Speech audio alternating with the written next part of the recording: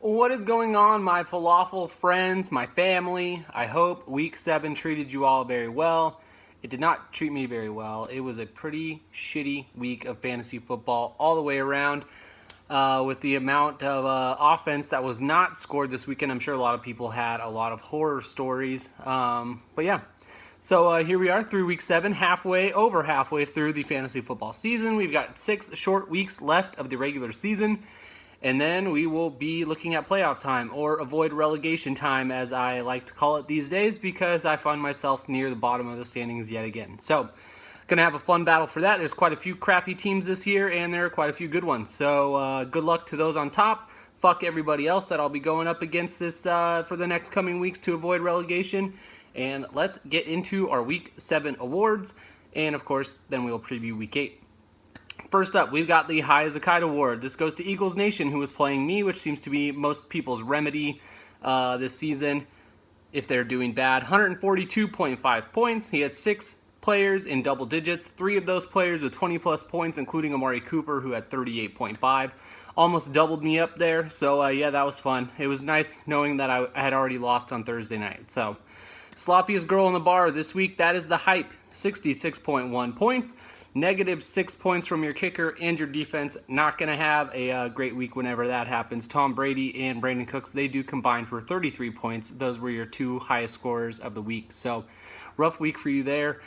Who let you in? This goes to the winner of the most lopsided game. That would be Eagles Nation, the one who defeated me handily this week by 68.8 points. Moving on. The baddest bench. Corey gets upset when he doesn't win award, so here he is yet again winning another award. 69.7 points on his bench, 4 players with 10-plus points. You had Jared Goff and Aaron Jones. Those were your big point scorers there, so you've got a solid team up and down. I don't want to hear any more crying out of you, buddy. Not supposed to be here today. No winners this week. All the higher seeded teams won. Usually if you have the same seed as the person that you are playing, you're not going to win a game for that, or win this award for that. So, moving on, the Tighter Than a Crow's Vagina Award. This one goes to Tram this week, who won his game by 0.2 points. By far the closest game across all falafel leagues. I believe I think it was Junior. I think in Falafel Junior, every single point was decided by 10 points, or every single matchup was decided by 10 points or more. So, Milk was a bad choice. Here we've got Beatapoo, who started James White, or if he would have started James White over Frank Gore or Austin Hooper, who you started in your flex, you would have won your game. And Zapped, if you'd started Robert Woods over Marshawn Lynch, you would have won your game.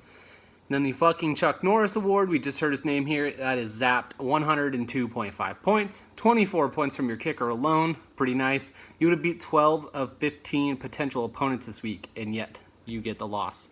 So, looking forward into Week 8, we've got our game of the week, which is 6-1 Sal versus 4-3 Brooksy.